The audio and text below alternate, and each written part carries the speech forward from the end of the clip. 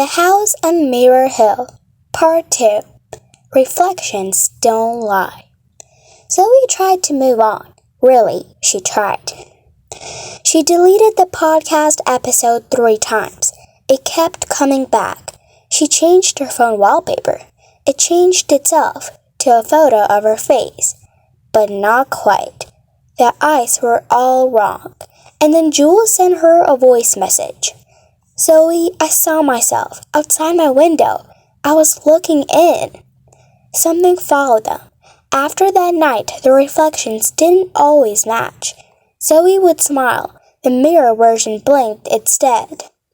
Jules would leave the bathroom, and the mirror would stay foggy, like someone else was still inside. They stopped sleeping, stopped laughing. And then one night, Zoe's little brother screamed. She ran into his room. He was pointing at the closet mirror.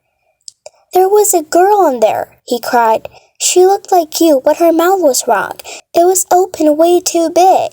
Zoe stared at her reflection. It smiled. She didn't.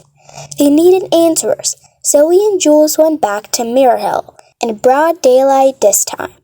But the house wasn't there. Just trees and dirt.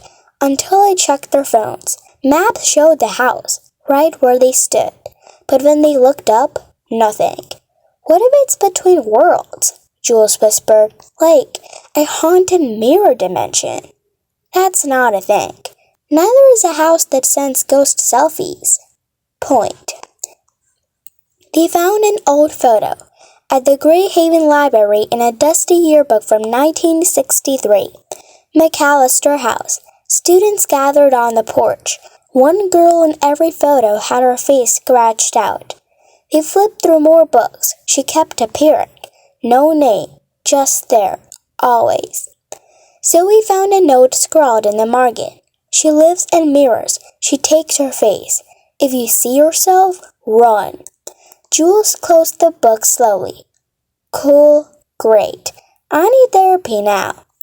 But it got worse. That night, Jules FaceTimed Zoe, except Zoe never called.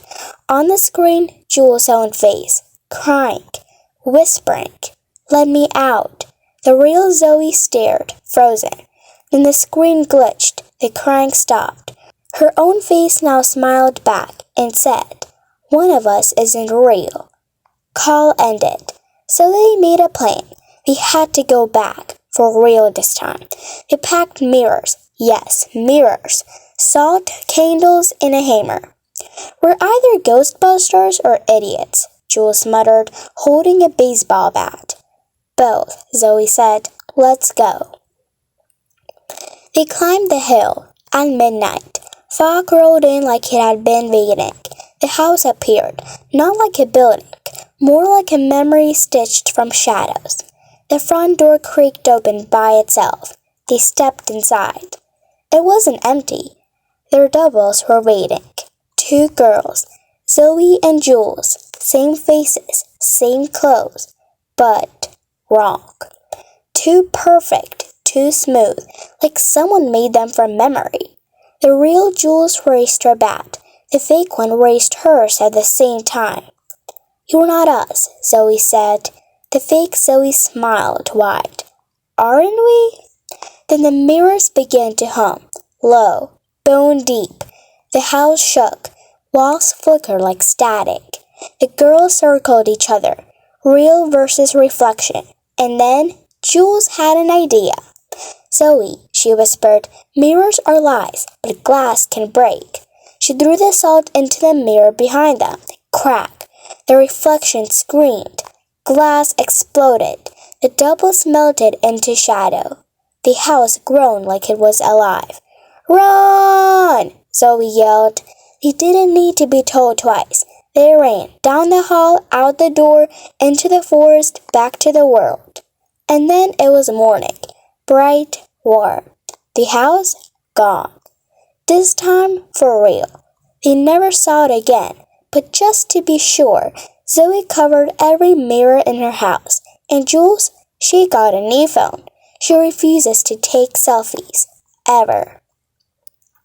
Because sometimes late at night, your reflection might blink at the wrong time, and you might not be the one looking back. The end.